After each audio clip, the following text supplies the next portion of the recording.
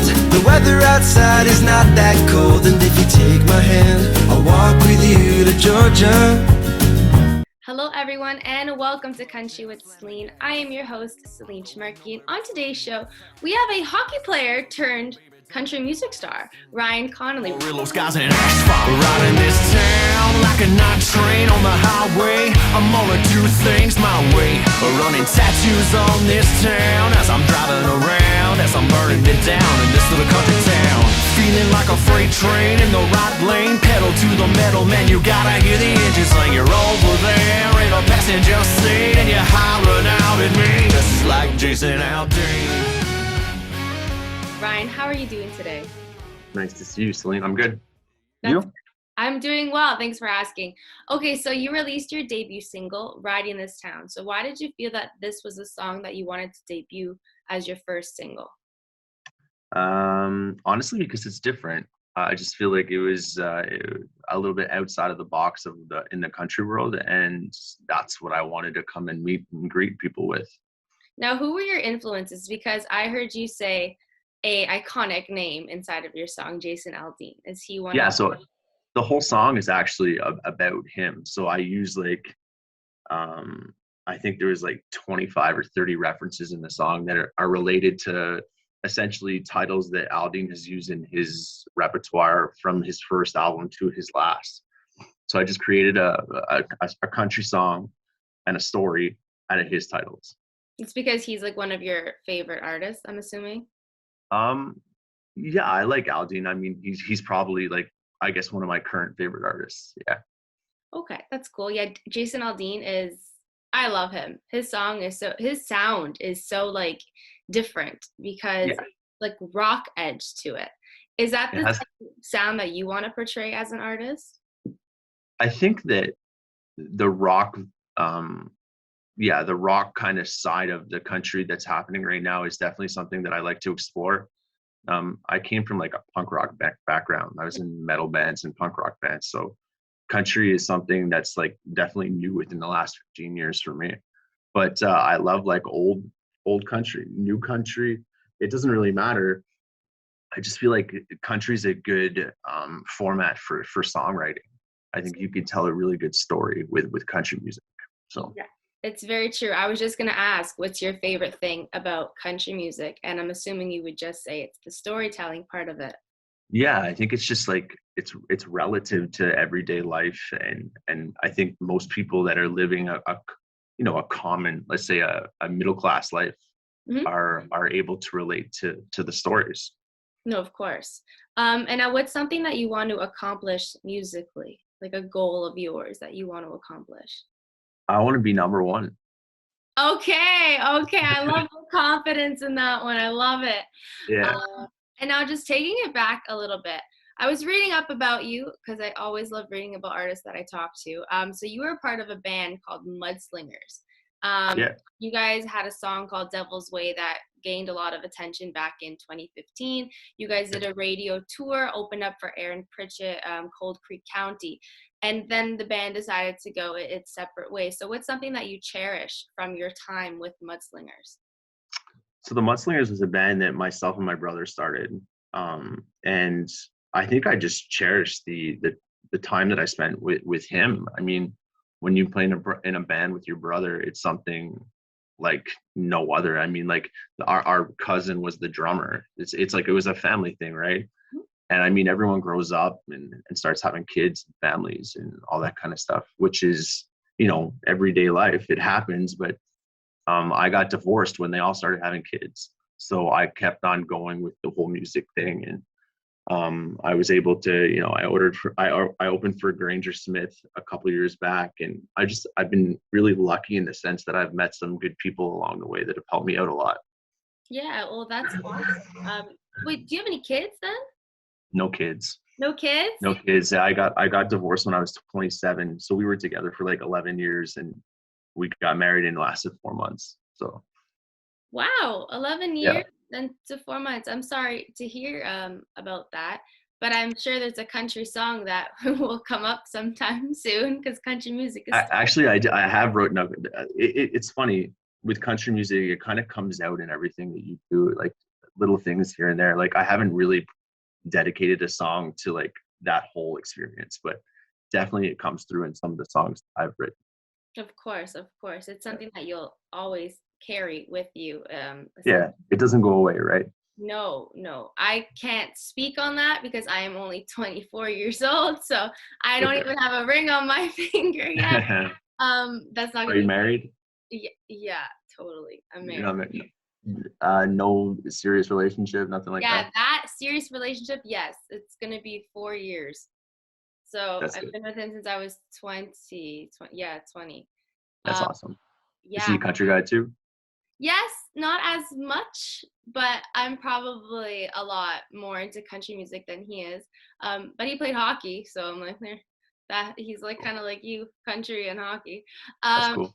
and now talking about hockey, so the dream was always to be obviously in the NHL for you since you were a hockey player. So you headed Yeah, to the US on a scholarship for hockey, but then I after did. having multiple knee surgeries, I feel like knee surgeries are like the one thing that every athlete has in common is like the knee. It's so funny because you explain the story to everyone and everyone gets like their own take on what happened, and then the story gets changed and like lost it because I had one knee surgery, and then that led to a hernia surgery, which led to back problems, which led to I've had a lot of problems with my shoulders too, and I just at one point I wasn't having fun anymore. It was just like from the point in which I got to the States and to the time that I decided that I was going to leave, it was just like, this is not what I love anymore.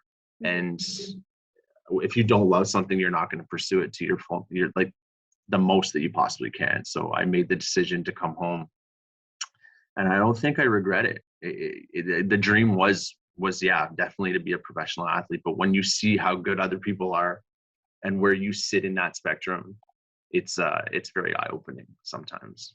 And now, how old were you when you decided to like kind of call it quits? I was 20, I want to say 22 or 23.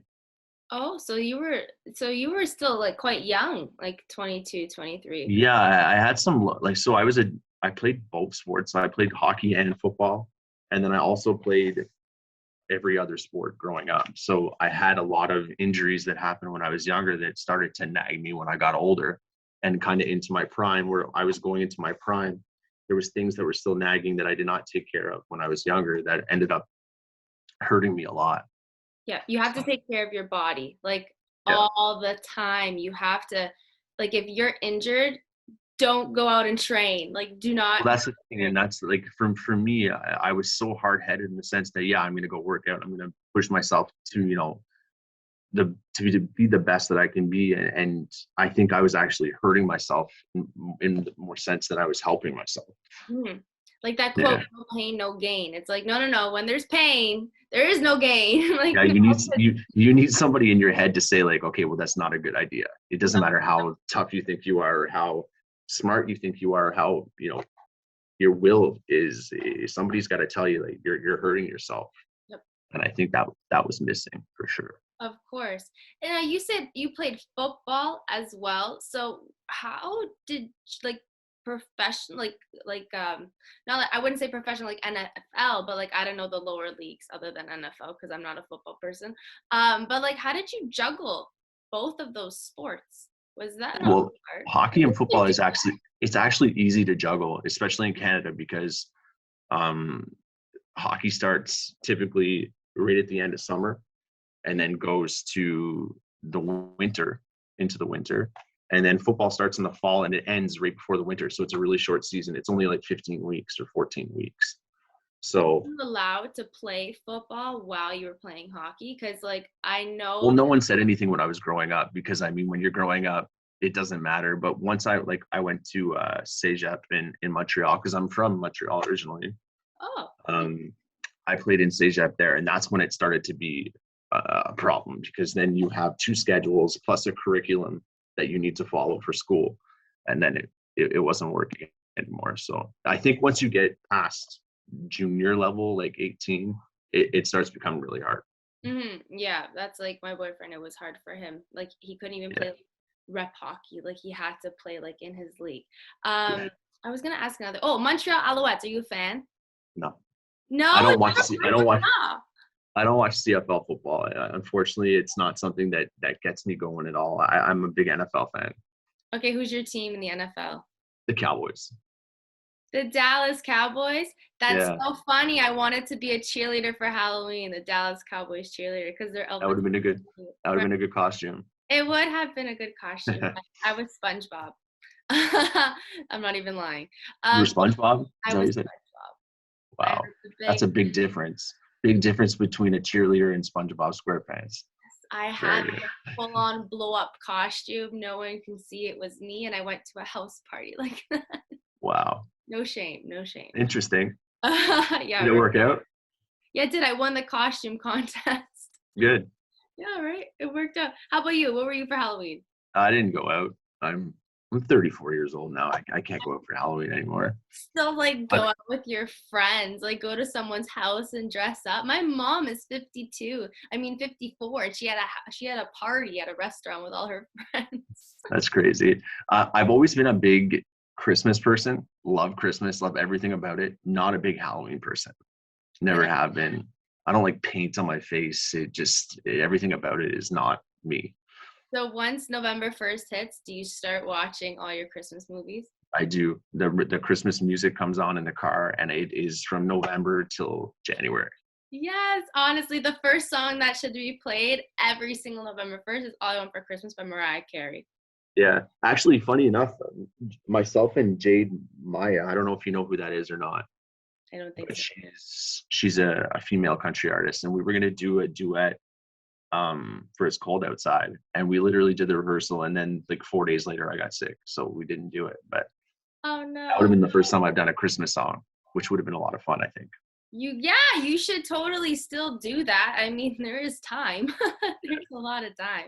No, she I think she did it, like she got it professionally recorded, and she did like a live on this, like on the floor kind of performance. So, yeah. But you can still release one yourself, just by you. I gotta pick one. I gotta pick one that I like. It's really hard because there's so many good Christmas songs. Yeah, I like I like them all, to be honest with you. It would be so hard to pick one, but I guess I could probably figure something out. Yeah, you totally should figure something out. Before we jump back into another question that I wanted to ask, I just have to bring this up. For Christmas movies, what's your favorite? Since we're talking so much about Christmas now, I have to know. I think the original Grinch, like the cartoon. Yeah. Okay. I get that. I haven't seen that movie in years though. Yeah, the original Grinch or Rudolph, I guess, but I think the Grinch would definitely be number one. Rudolph is so cute. I remember that one. Okay, that's fair. Mine's Elf, because Will Ferrell is like. Yeah, well, I mean that's super funny. Yeah, so I get you there. Yeah. Okay, now jumping back to it. So, hockey player to country music star. What made you decide to pursue country music star? I'm no star yet.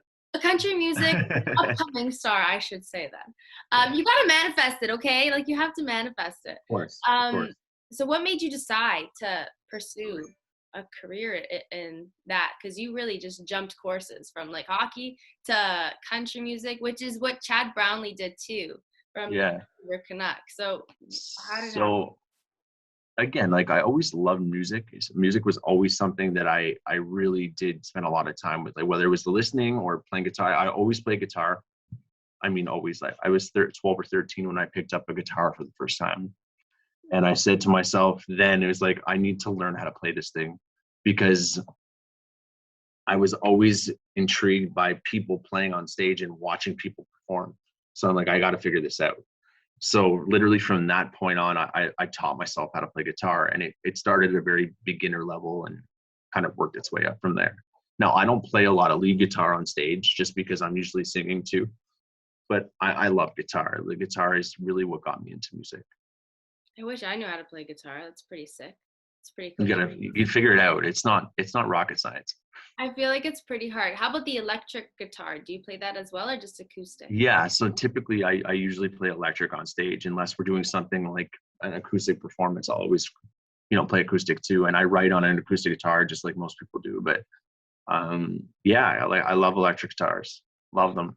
Well, see, everything kind of happens for a reason as well. Like with your hockey dream kind of coming to like an end, and then the country dream starting up, and Yeah, you need to enjoy what you're doing right now. So I mean, it's I perfect. do. I love it, and it's something I think when I stopped playing hockey or like not professional sports, but high level sports, you have this void of time that you need to figure out what you're going to do with, because you're used to training or, devoting yourself in a direction to something.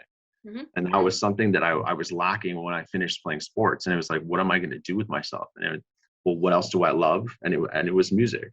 So I said, you know what, I'm going to go all in on this and see what can happen. And like, I had to learn how to sing because I never sang before really. So I had to get vocal lessons and all this kind of stuff. But I think that my personality is if I commit to something, I need to go all the way. So I don't see like, oh, it could just be for fun. Well, I'm not good at fun. I'm good at like going after something really hard and trying to make it something that I can hang my hat on. Yeah, you don't do things half-ass. No, No. unfortunately not. I feel like that's a big thing though when it comes to like athletes, because they have like one goal, whether that's to be a Tiger Woods or like a Sidney Crosby or what's his name, Tom Brady, like to be someone like that, to excel to that level, NFL, NHL, MLB, whatever it is. No one really has a backup plan because that's the goal. But then when that comes to like a screeching halt, it's like a reality check on what am I going to do with my life now? Because like for 10 years or 11 years, however long, it's like my life was revolving around a certain sport. So yours was like hockey. And then when everything comes to an end, it's like you really got to start to think, okay, what else do I like? Like you were saying, like another hobby of mine that I love is music. So let me try that. So whatever you love doing, that's what you have to do. Like you really do. Like even when there's always more than just one passion. Like everybody thinks like it's just one passion that they have, like to play hockey or to play this or to do that. But then when you really think about it, it's like, no, there's other things that like you like to do. You just never actually thought to pursue it. But Yeah, and I think a lot of the time with pursuing things, it's like with music, for example, like you need something to let you do the music. So like if you want to embrace music for what it is and then go after it to the level of doing it professionally, you need a job. You need to make money. You need to be able to, support yourself to do these things.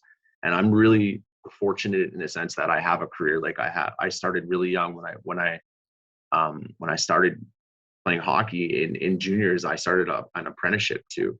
So I was able to finish that at the same time. And that's really what's gotten me to where I am today, because without the work, like without the money, you're not going to be able to embrace the music.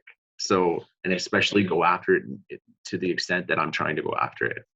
Yeah, you need it's expensive. It's so expensive. Yes, I've heard that from so many different artists, because you have to pay like the producer, then you guys have to, I think, pay out for like your songs to get released, and you have to pay for the apps to like release your songs. Like there's just so much involved in that. That's why like so many artists, they're just always trying to do whatever they can get for a buck, like whether it's like performing at a restaurant, performing at a bar, doing this, doing that.